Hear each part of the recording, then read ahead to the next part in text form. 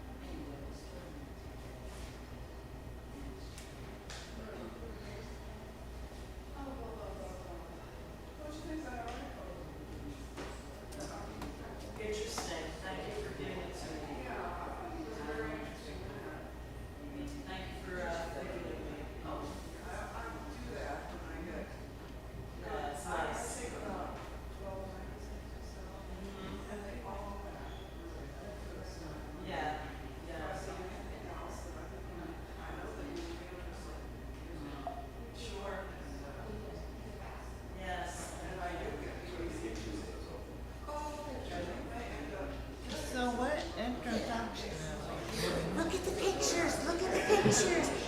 Look at the pictures on the slide. What introduction are we reading? You're not doing it. You're not.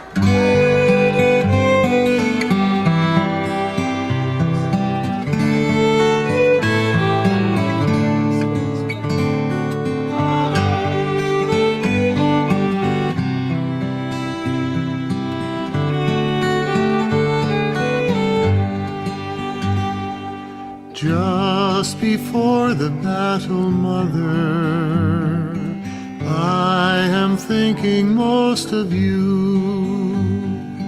While upon the field we're watching, with the enemy in view.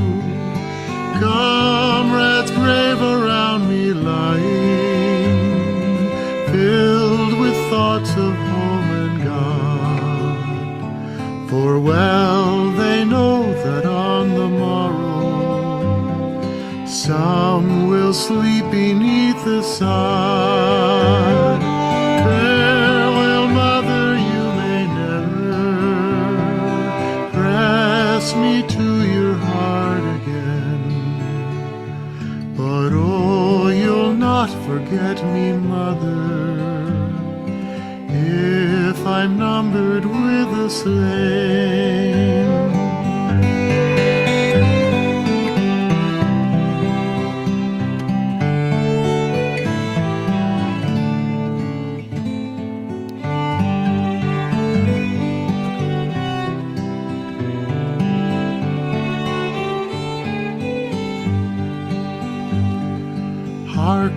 I hear the bugle calling. 'Tis the signal for the fight. Now may God protect us, Mother, as He ever does the right. Hear the battle cry of freedom, how it swells upon the air. Oh yes, we'll rally round the standard, or we'll perish nobly there. Farewell, Mother, you may never press me to your heart again. But oh, you'll not forget me, Mother, if I'm numbered with the slain. Farewell, Mother, you may never press me to your heart again. But oh, you'll not forget me, Mother, if I'm numbered with the slain.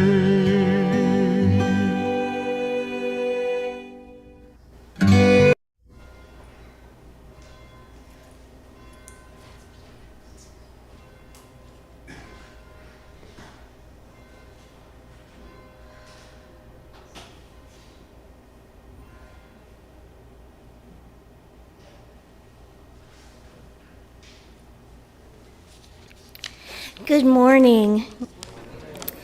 Welcome to our multi-platform worship service. I am Shaie Dively, your intern minister, and I use she, her pronouns, and it is my honor to be co-leading our service today, together with Janet, our worship associate, Elizabeth Ann, our director of religious education and exploration, Len, who will be gifting us music later on during the service, and as always, with Mike Foy, who does the magic behind the curtain. Just a couple small announcements before we begin. Please silence any cell phones so that we may be as present as possible in this space. If you're new here, restrooms are located in the rear of the sanctuary, down the stairs to the right. Unfortunately, the lift is still having troubles, so you have to take the stairs to the right. And then they're downstairs, and you'll see there are a couple of doors. We are streaming live, and if you are joining us online, you can choose to toggle on the closed captions by clicking the CC button at the bottom of your Zoom screen. Childcare is available for infants and toddlers, and older children are invited to attend religious exploration group and following the stories for all ages. And parents and guardians can pick up their kiddos upstairs after the service. So let's take a deep breath together. My heart is racing a little bit after my soda exploded.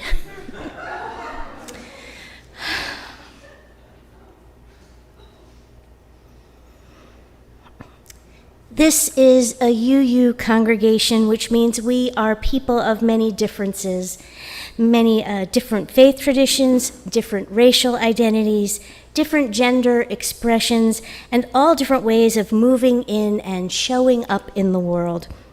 And we are people of togetherness who make covenant promises to be together and to act with love for transformation, liberation, and healing.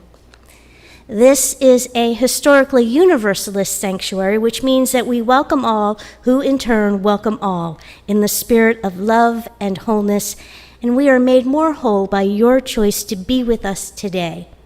We've been waiting for you to bring all of your beautiful self here, and we honor this by trying to live up to the mission of this congregation, building UU Mount Airy into a beloved community by embracing all souls and nurturing wholeness. May this be the place where you come to be your whole self.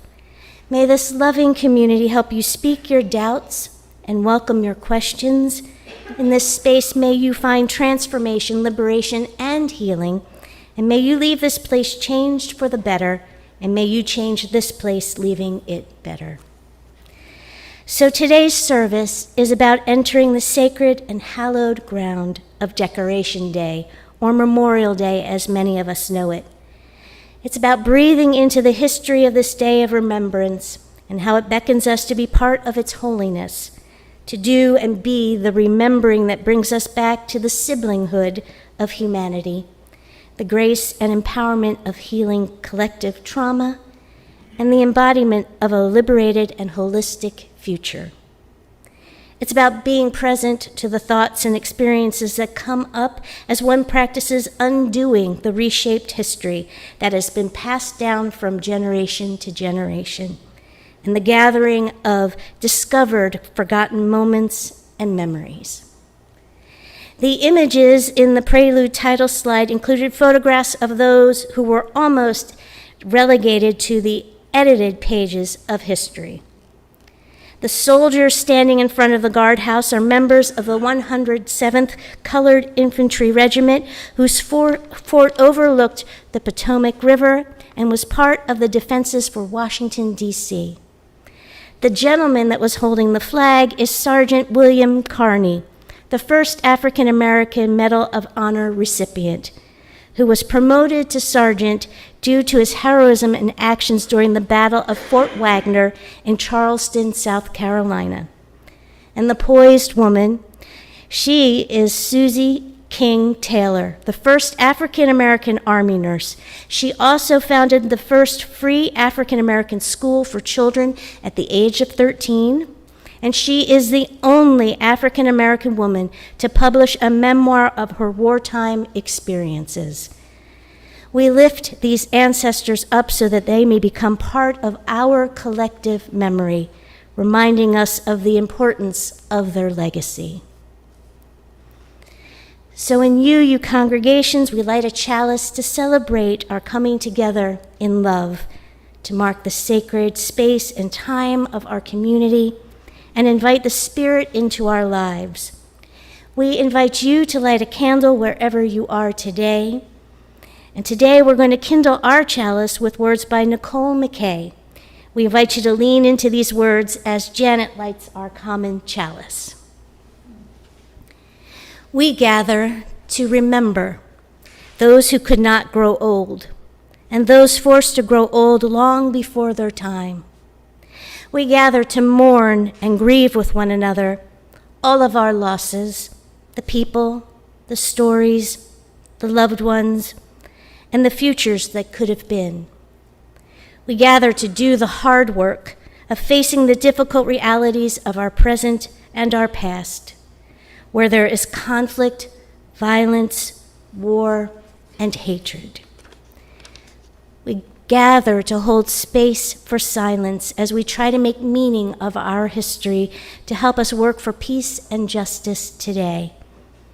We gather to rekindle our source of hope for our future by recognizing in one another our shared humanity as we join in a concerted commitment for a better tomorrow.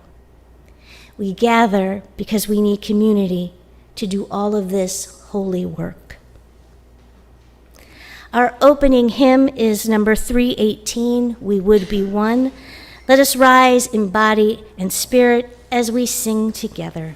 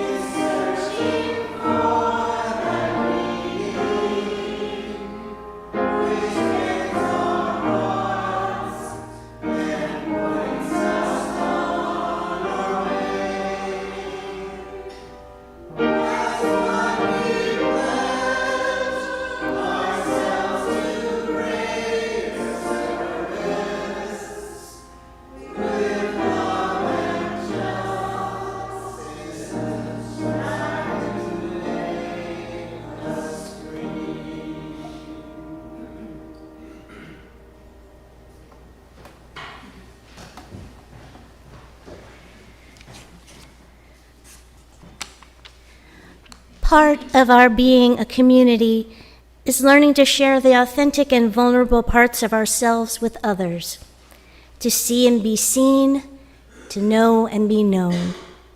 We make space today for that sharing, all of which helps to build this congregation into beloved community. We invite you to share what's going on in your life, to name your feelings and the people on your heart in need of prayer, good energy, best wishes, and other help. We invite you to get into your body and investigate what emotions you're experiencing, to share them as you feel called, so we can help one another hold our joys, our grief, our in-between feelings. We build community by celebrating our good things, mourning our troubles, taking risks, and listening deeply. For our online sharing, we invite you who are on Zoom to share what you're feeling this week and to lift up the names of those about whom you are thinking in the chat. For those watching us on live stream or after Sunday morning, you can reach Reverend McKinley via email at minister@uumountairy.org. And for those in our sanctuary, we ask that you come up one at a time by the side aisle over here to pick up a stone or stones from the basket. Infuse or charge it with your joy or sorrow and place it in the bowl of water where its energy will ripple out to be held by all of us. All are welcome to participate in any of these ways, and for those who have gathered virtually, we will add stones on your behalf. The sacred space of deep sharing is open.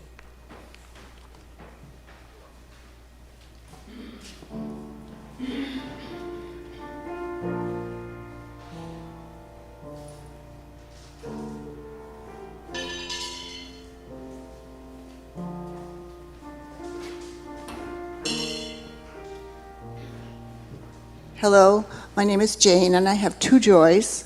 One is that I had a birthday party for Dr. Joe last Sunday with just some friends, where we spread and gathered some ashes in the memorial garden, and then had a nice luncheon on the porch and had good stories and good laughs. And the second one is I'm almost finished moving into the wonderful third floor apartment next door. It'll be done by tomorrow night.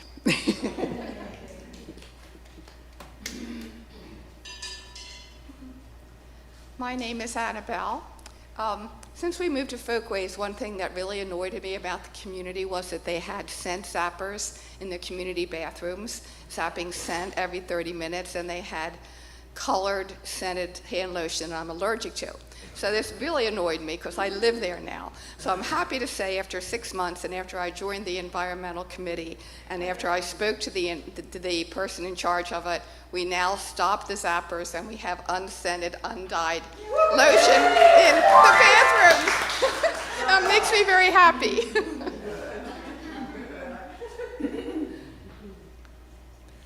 Hi, I'm Sandy Fulton. I am a veteran of 12 years service in the U.S. Navy.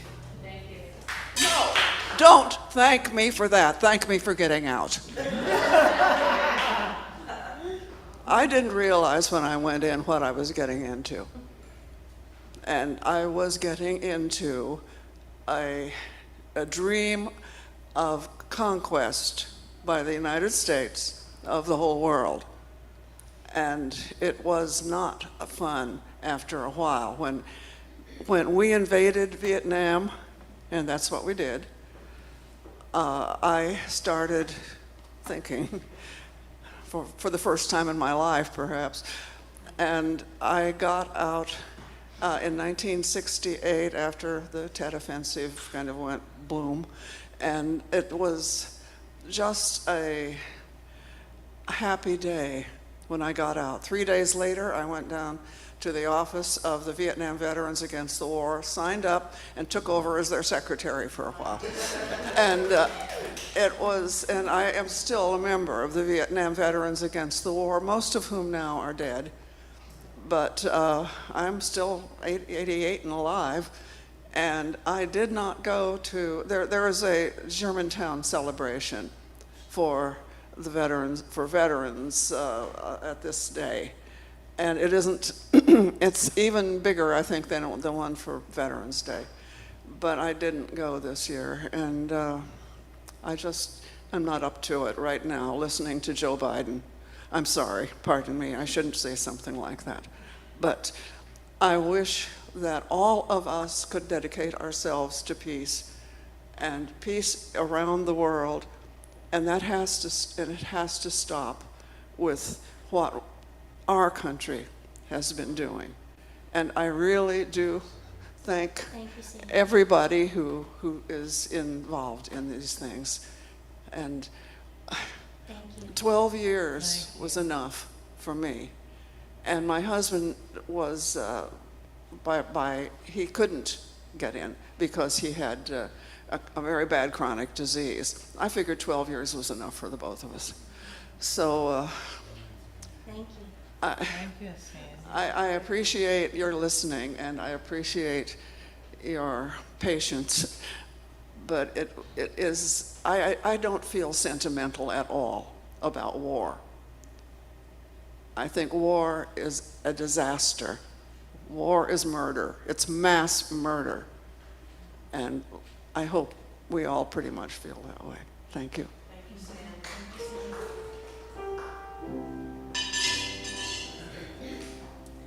Hi, I'm Linda, and I have a great joy.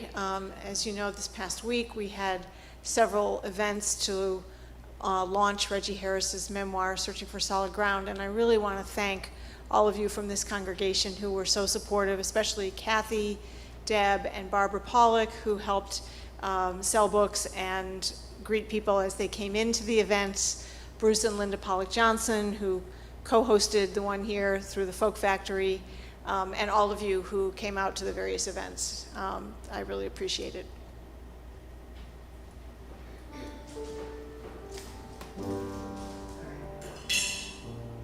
Okay. Hi, I'm Sharon. Most of you know I was in Africa for 2.5 weeks in April, and then I brought an extra gift home, and I ended up in the hospital for 6 days in May with pneumonia, sepsis, and the flu. And so I had not been coming here in person. This is my first trip back since getting out of the hospital, so I'm glad to be here, and I'm thankful for everybody who supported me. And I'm still recovering. I'm not 100%, but I appreciate all the support that came in. And just to back up the theme so far, I think we won't really have true healing until we can also honor all the other people who have put their lives on the line, whether they were doing civil rights movements or they put their life on the line for gun violence and protected someone else, or they were there for fighting fires and tsunamis and floods, and they were there for protecting their children and their families, because those people are also patriots and also need to be remembered.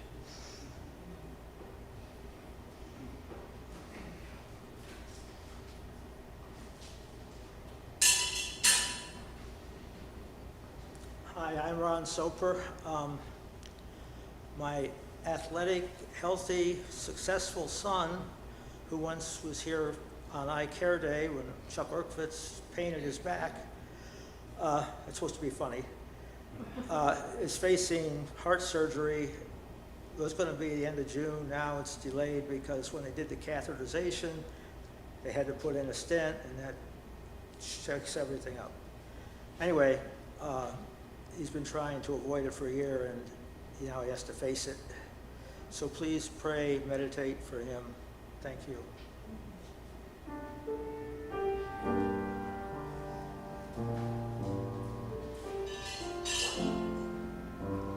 Good morning, I'm Ann, and you know how happy I am that I got to sing with Philo these last two concerts on the weekend, and then my granddaughter graduated from college, and all joys. But I also want to say, prayers for my friend Trish Wallet, who many people know here. She's been living in Port Townsend, Washington State for a while, and she's had surgery and is now on the chemotherapy from hell.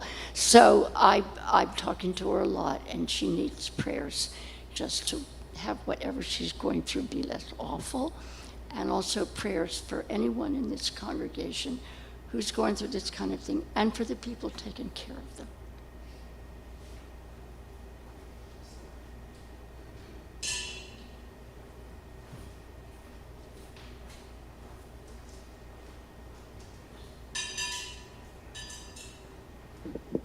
Wow, I have to.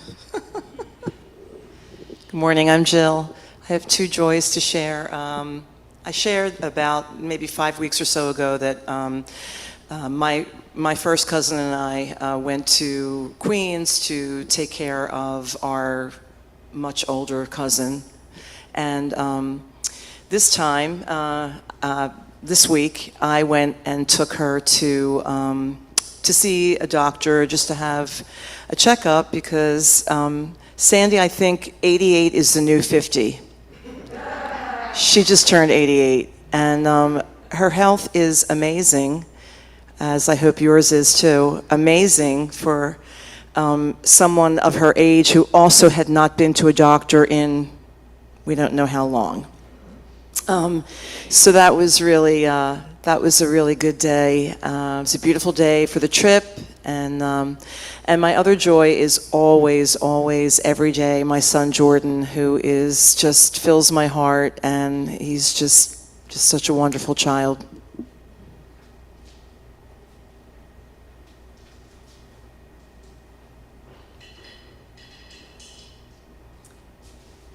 I'm Kathy, and I want to invite us to keep Gary in our hearts this week. His surgery was postponed from last week to Tuesday this week, so I know he will feel all of us with him then. And also your healing wishes for our son who broke his heel and also a closed fracture on a metatarsal. So he's in a boot and a scooter for 5 weeks and at home with us.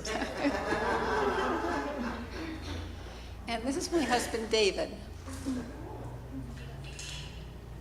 And I'm here today to begin a week-long celebration of 30 years of marriage to Catherine on Wednesday. And also, speaking of people that are getting older, check out the front page of the Inquirer today. Our neighbor who's 94, there's an article about him. He's he played in the Negro baseball leagues, and he still plays golf 3 times a week.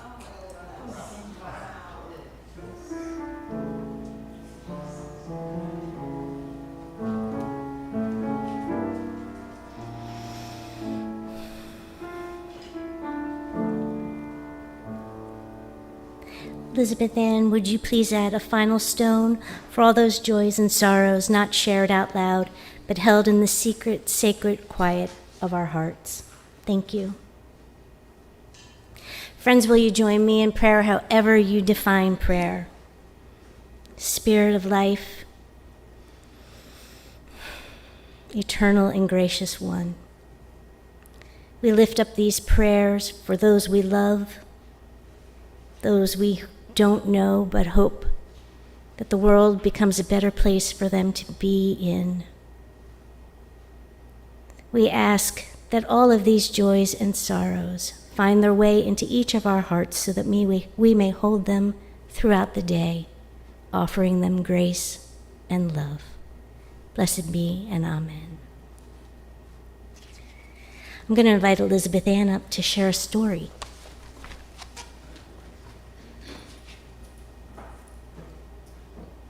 Clearly, I need to lower this thing.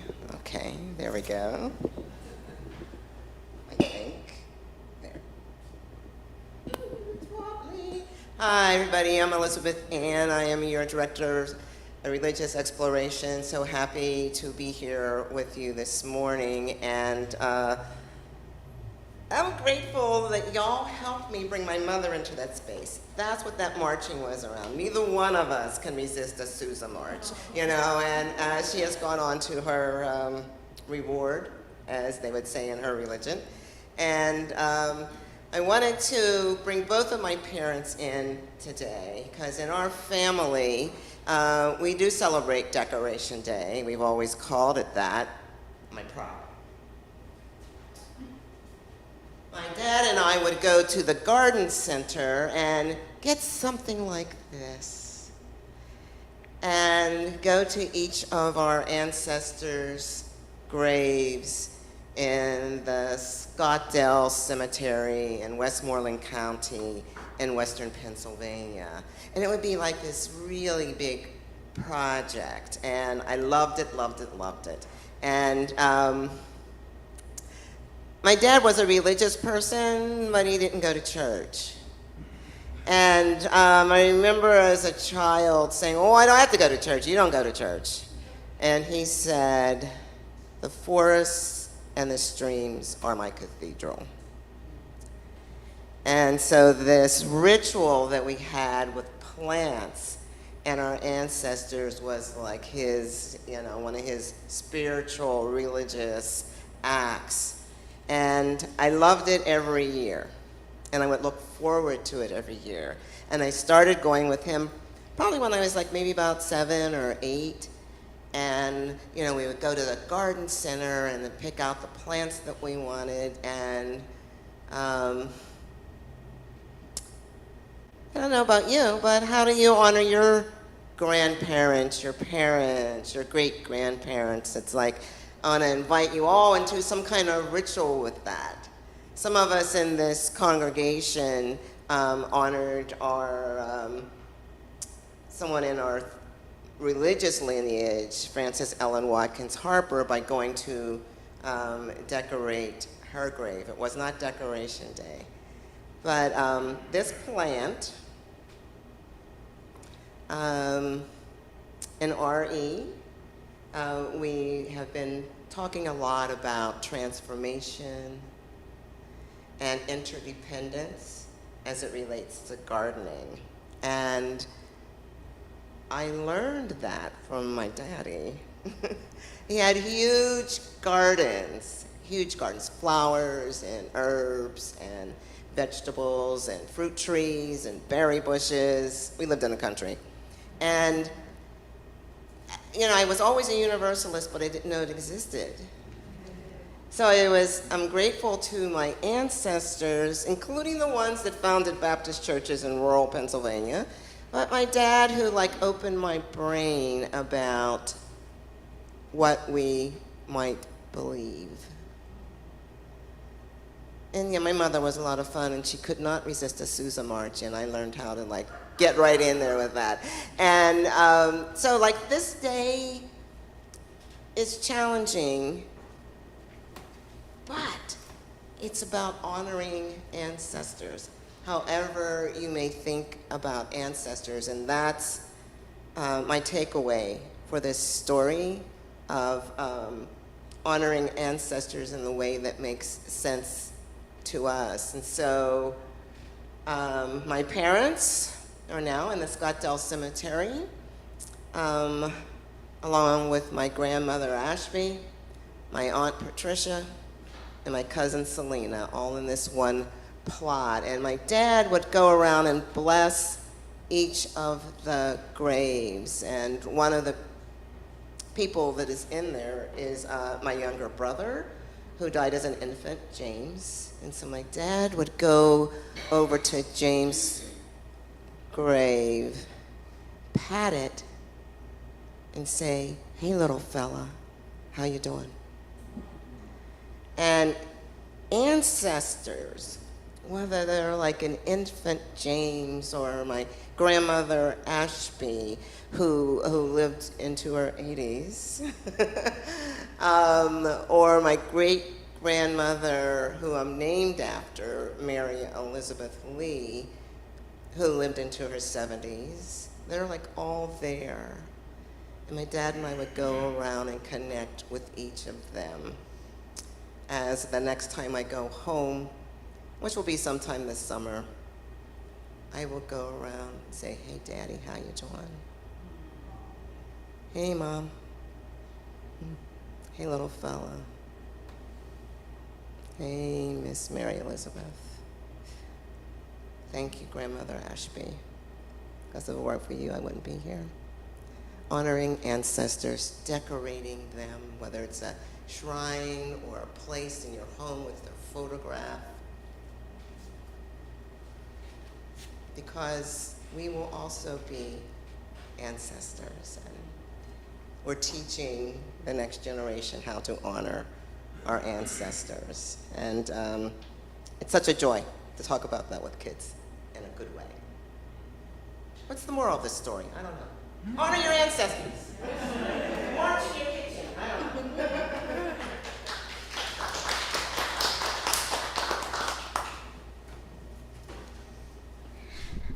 I'd like to invite Janet forward to share her reflection.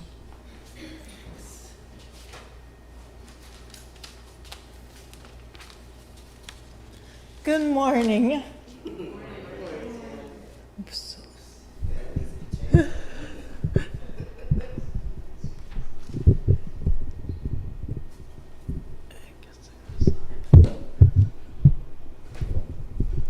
Can you hear me?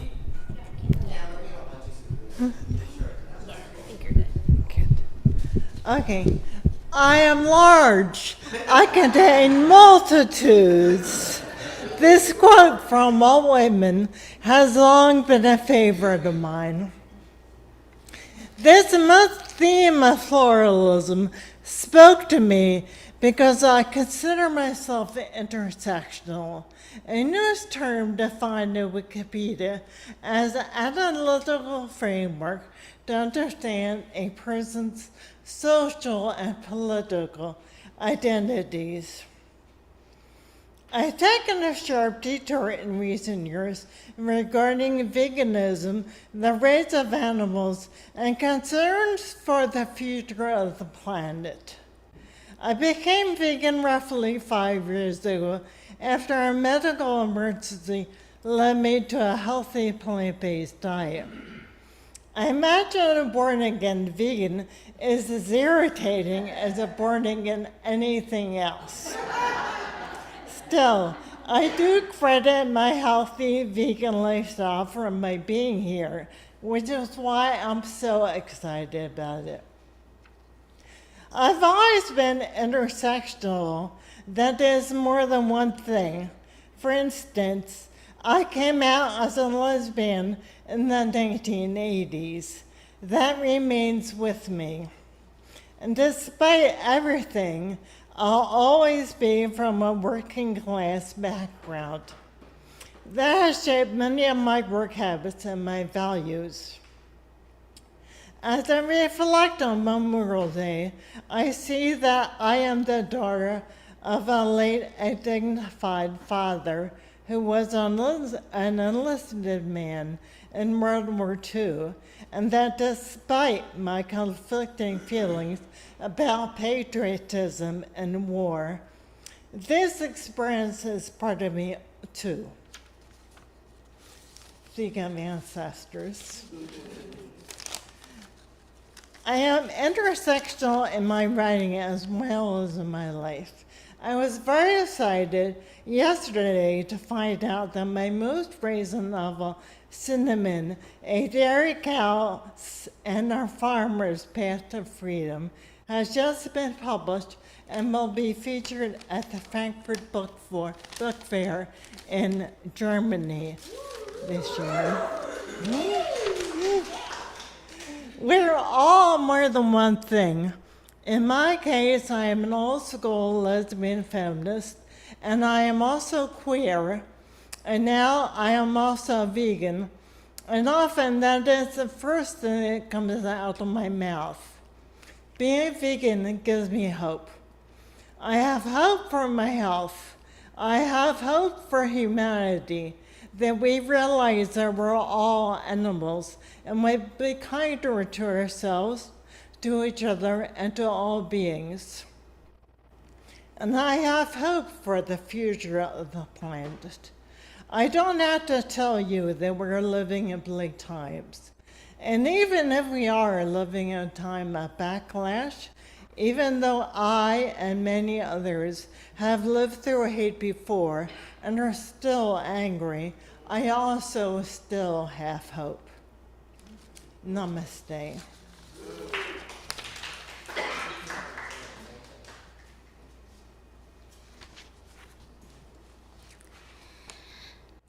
And now I'm short. Okay. As I shared in this week's newsletter, I am a history nerd.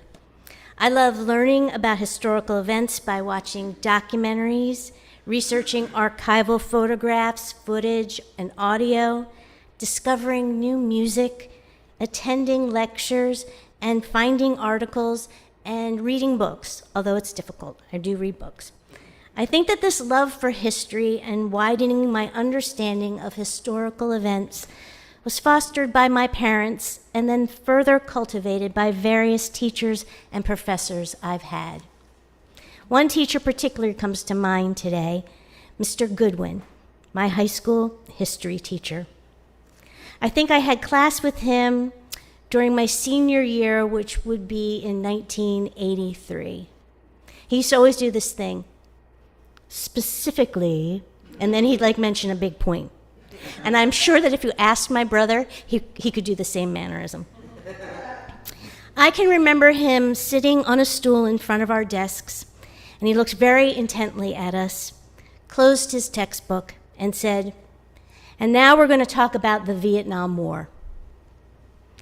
He then started his lecture on the conflict and the war, inviting us to ask questions as he proceeded. You see, the Vietnam War was still a topic that was rarely discussed, and very little information was provided in our textbook. It basically said, "And then there was a war, the end." Very few people talked about their family members who had fought or lost their lives in or to this war. It was a silent heartache that we all carried in one form or another. And Memorial Day had become a very complex holiday to talk about and to navigate. So from Mr. Goodwin, I learned to research the history, the story that was not being talked about, and to bring it to light. And over the years, my heart began to find a way to be a peace lover who honors the sacrifices made by those who have served. Over the last couple of weeks, I've been widening my understanding of Decoration Day, the original name for Memorial Day. And as I was doing research for historical music and photographs, I was surprised and stunned to find that one of the earliest ceremonies was held by freed African Americans a month after the Confederacy surrendered in 1965. That was not what I had learned in school. As I kept researching articles and drilling down into links embedded in articles, I came across a story about a historian, David Blight, who had been researching materials for a book on the Civil War. He had one of those mystery-filled moments when, in 1996, a curator at Harvard's Houghton Library asked him if he wanted to look through a couple of boxes of miscellaneous materials from Union veterans. Within one of those boxes, Blight came across a folder labeled First Decoration Day. Inside the folder was a piece of cardboard that an old veteran had used to tell the story of a march that occurred in 1865 on the Washington Racecourse and Jockey Club in Charleston, South Carolina. Accompanying that story was a date referencing an article that appeared in the New York Tribune.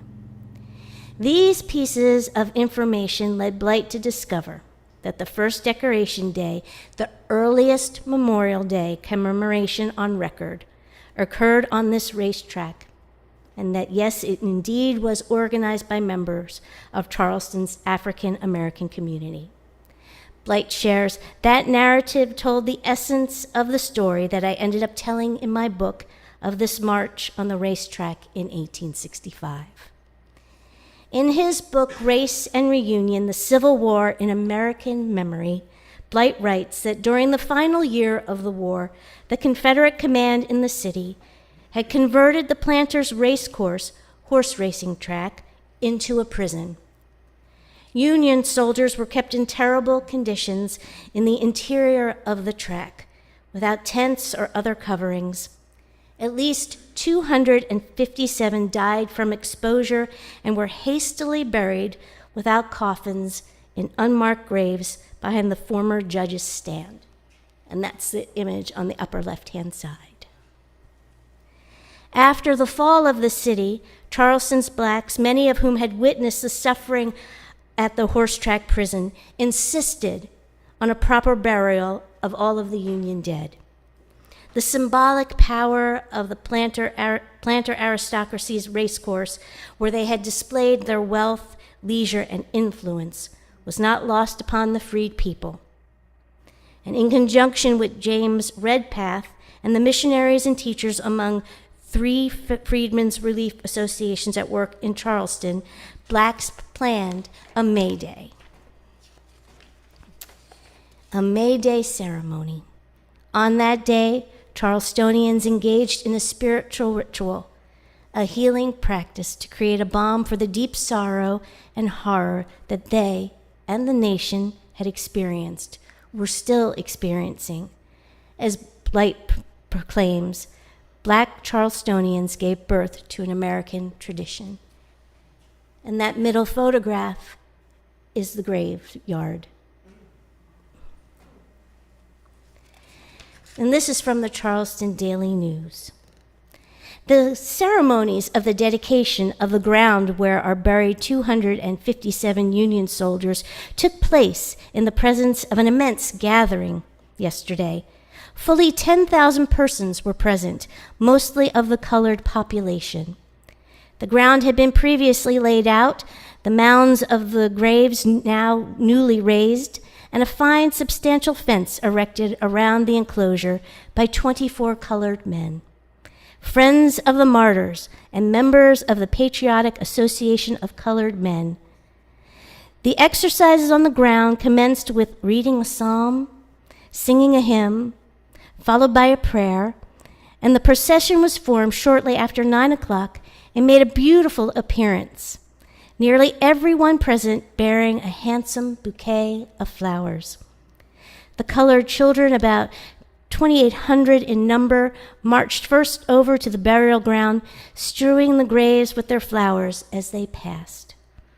After the children came the Patriotic Association of Colored Men, an association formed for the purpose of assisting in the distribution of the freedmen's supplies. These numbered about 100 members. The Mutual Aid Society, an association formed for the purpose of burying poor colored people, about 200 strong, followed next. These were followed by the citizens generally, nearly all with bouquets, which were also laid upon the graves. And while standing around the graves, the school children sang the Star-Spangled Banner, America, and Rally Round the Flag. And while marching, John Brown's body, etc. The graves at the close of the procession had the appearance of a mass of roses. Among those present at the speaker's stand inside the enclosure were General Hartwell, Colonel Gunry, Colonel Beecher, Reverend Mr. Lowe, Mr. James Radpath, and others. And they read a letter by an admiral who could not attend. But sadly, as Decoration Day, as the ceremony spread across the country, and as Charleston rebuilt itself in the late 1880s, white Charlestonians had no interest in remembering an event held by former enslaved people to celebrate the Union dead. Blight states that didn't fit their version of what the war was about. Eventually, the narrative was reshaped, giving James Redpath, a Northern abolitionist, credit for the Memorial Day, and diminishing the formerly enslaved's role to black hands strewing flowers, which knew only that the dead they were honoring had raised them from the condition of servitude, as was written by Paul H. Buck in his book, The Road to Reunion, in 1937. This type of reshaping of history continued on and is evident in the atmosphere and focus of the 50-year anniversary held at Gettysburg in July 1913. There you go. So it was created to look as though there was harmony amongst the North and the South. But as you look at all the pictures, there are no African Americans included. $1.7 million was put up for this event, and hundreds and thousands of dollars were spent to have the survivors of the Civil War come. but African Americans were not necessarily excluded, but definitely not welcomed. And Blight writes, "This glorious remembrance of this day was all but overwhelmed by an even more glorious forgetting."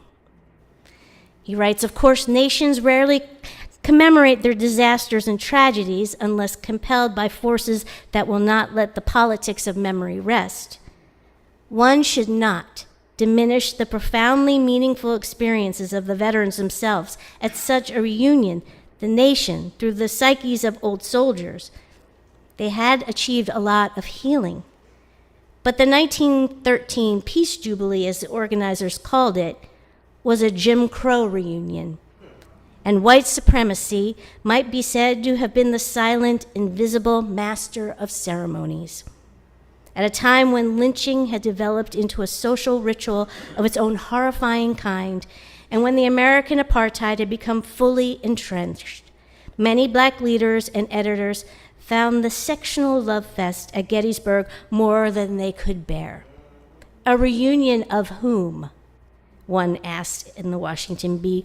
Only those who fought for the preservation of the Union and the extinction of human slavery, or also those who fought to destroy the Union and perpetuate slavery, and who are now employing every artifice and argument known to deceit and sophistry to propagate a national sentiment in favor of their nefarious contention that emancipation, reconstruction, and enfranchisement are a dismal failure."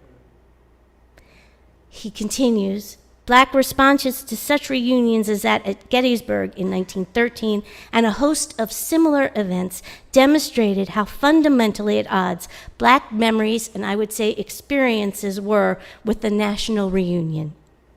In that disconnection lay an American tragedy not yet fully told by 1913, and one utterly out of place at the blue-gray reunions."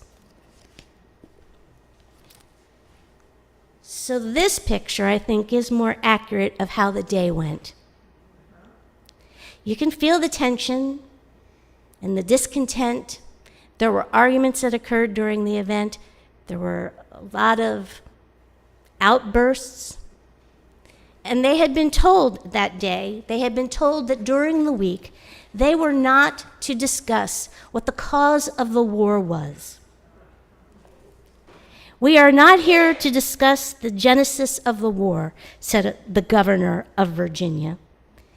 "But men who have tried each other in the storm and smoke of battle are here to discuss this great fight we came here. I say not to discuss what caused the war of 1861 to 65, but to talk over the events of the battle here as man to man, thus ensuring that trauma would continue, thus ensuring that anger would displace any kind of love that could happen." The quote that appeared under this photograph read, "Now the friendly angle, one of the most affecting sights witnessed during the present reunion of Confederate and Federal veterans at Gettysburg, is depicted in this photograph.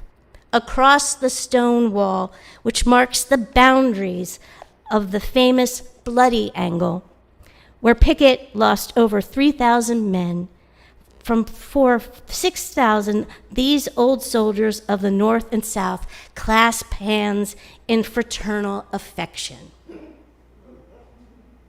I don't think so. We all know that when trauma isn't dealt with, when truth doesn't come to light, it festers in our beings and it perpetuates itself onto the next generation and the next generation. And although that statement is so far from the truth, the media of that day helped to reshape the narrative and the course of progress. And it makes me wonder, it makes me think, what if we could be so courageous that we stepped into the energy of that first Decoration Day? What if we opened up our hearts to the love and the hope of siblinghood in that moment? The love where people gave their lives to fight for what was just and right, what they knew to be true about siblinghood, and those who honored them by reburying them, by laying flowers on their grave, by blessing them. What if we went back to that moment and understood that each person that we see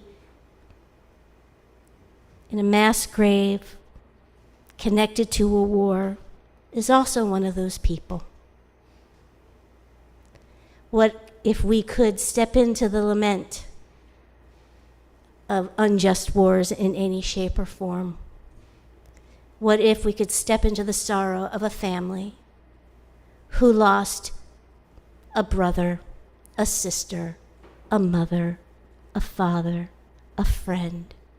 Maybe not in that moment, maybe years later, maybe from suicide, or maybe, as my cousin's uncle did, from Agent Orange. What if we could step into that place and then reimagine the world from that openness? How holistic could that be? How could we then engage with one another differently? It's deep work. It's vulnerable work. It's all those things we talk about being beloved community and being with one another. Maybe be so courageous. May we stand together while we do it, knowing that we are mightier when we are together. Blessed be, and amen.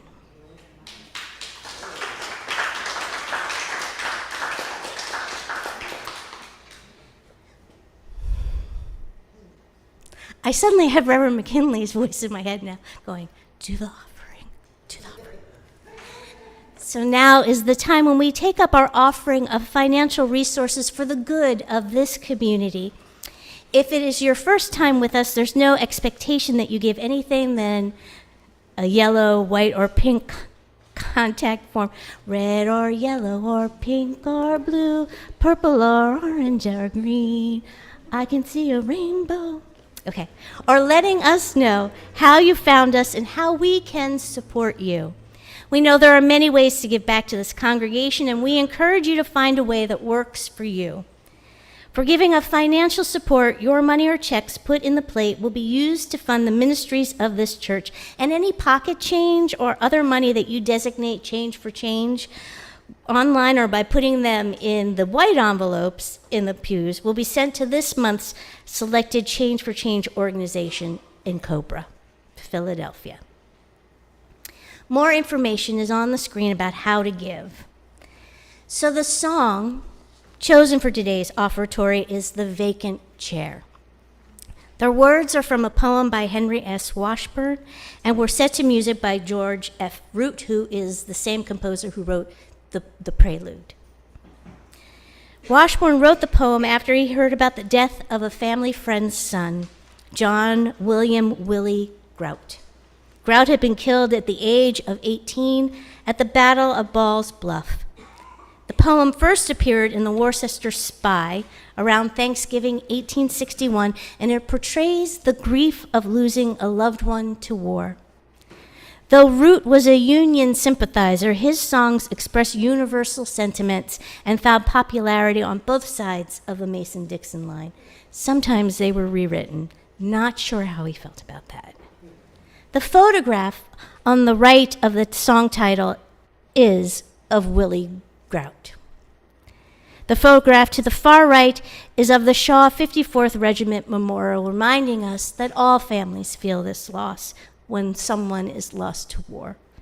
The monument by Augustus St. Gaudens commemorates the valiant efforts of Colonel Robert Gould Shaw and the men of the 54th Massachusetts, one of the first Civil War regiments of African Americans enlisted in the North. Again, we lift up these ancestors so they may become part of our collective memory, reminding us of the importance of their legacy. The offering will now be gratefully received.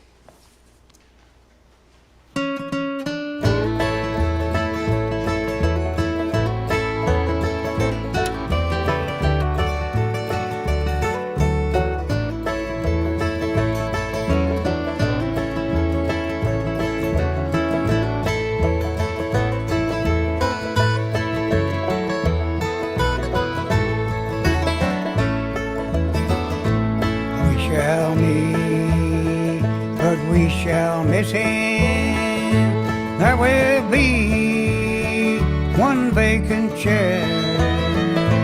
We shall linger to caress him while we breathe our evening prayer.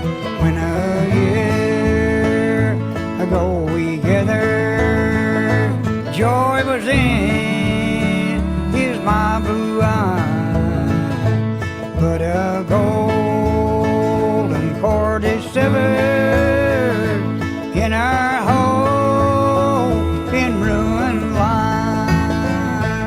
We shall meet, but we shall miss him. There will be one vacant chair.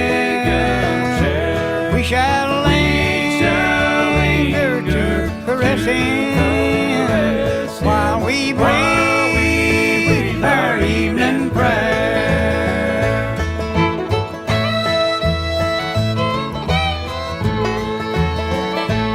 At the far side, sad and lonely, often will the bosom swell at remembrance of the story our noble Willie fell.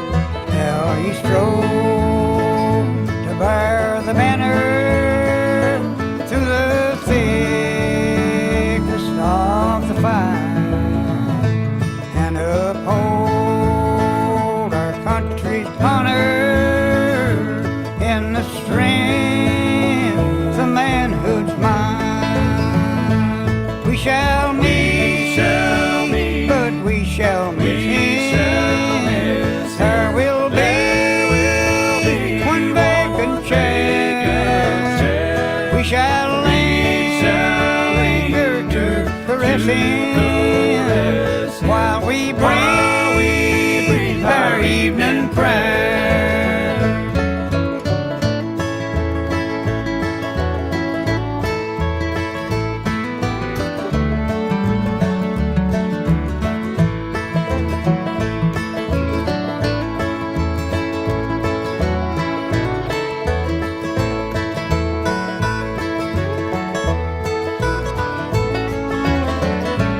We shall meet, but we shall miss him.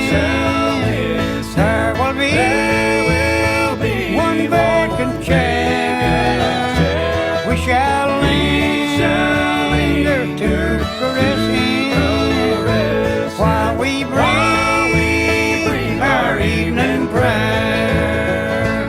While we breathe our blessed prayer.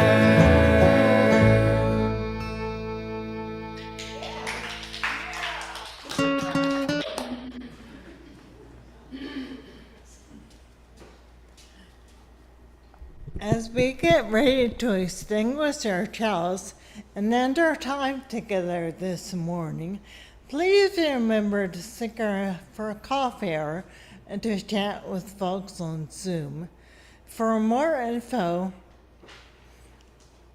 on what's happening in the life of this congregation, you can check the weekly newsletter that comes out on Tuesdays, Thursdays, for worship schedules and events. And you can see our website for more important updates. Please extinguish your chalice at home. Also, let us lean into these words together as we connect through time and space. Please join me.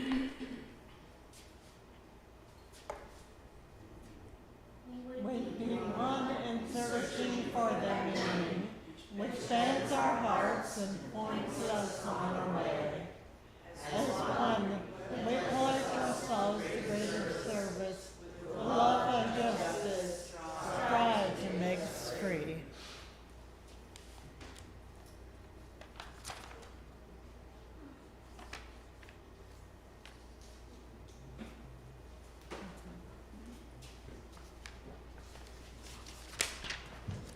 Our closing hymn is number 162, Gonna Lay Down My Sword and Shield. Let us rise in body and spirit as we sing this holy declaration together.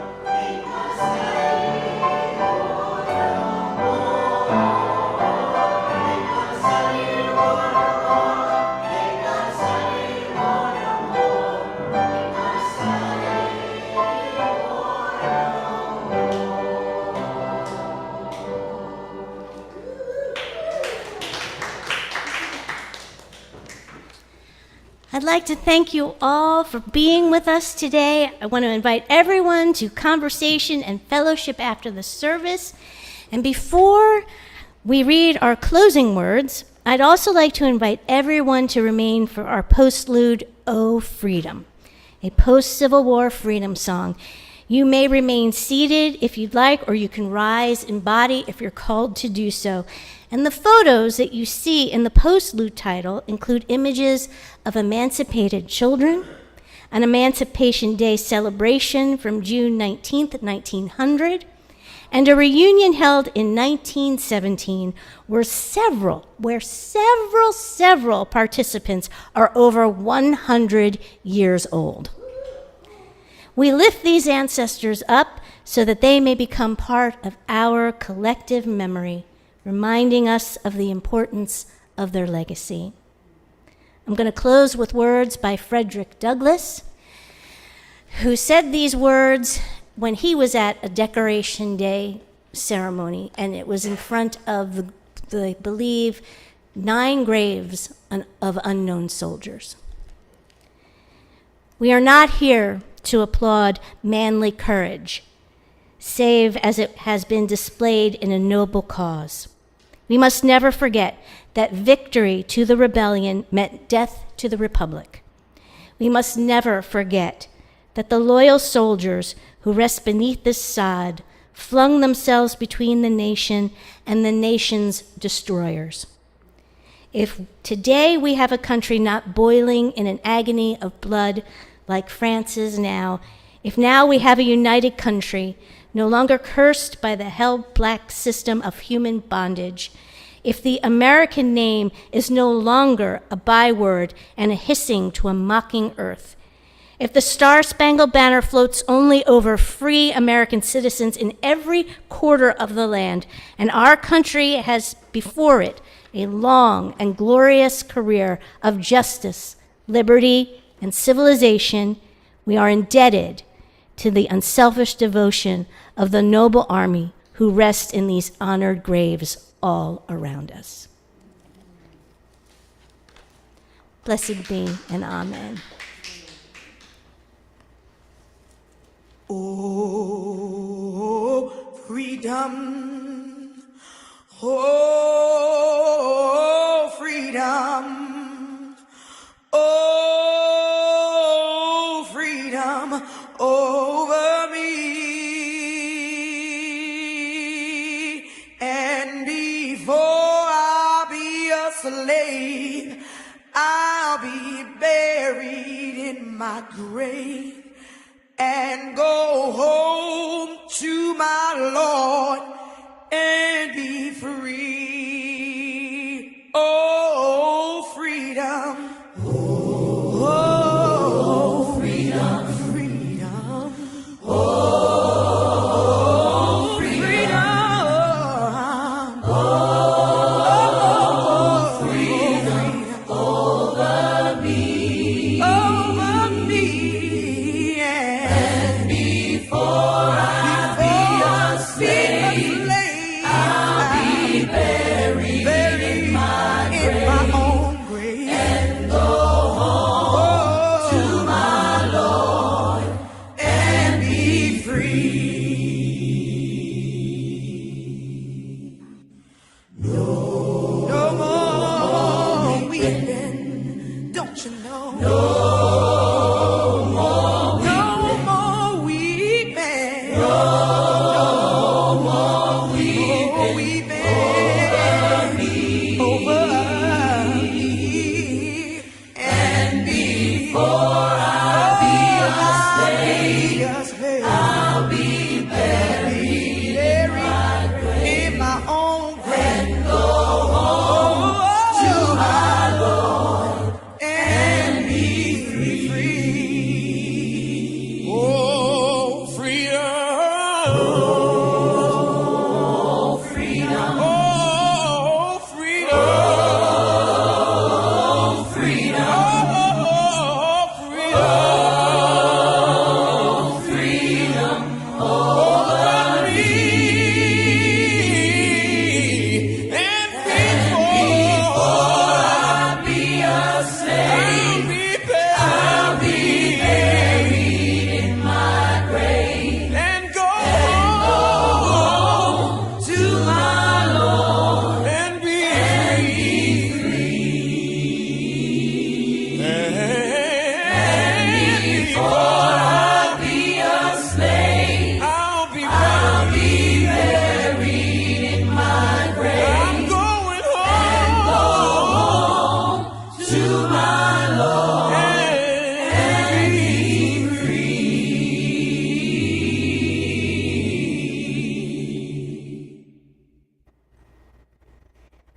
Oh.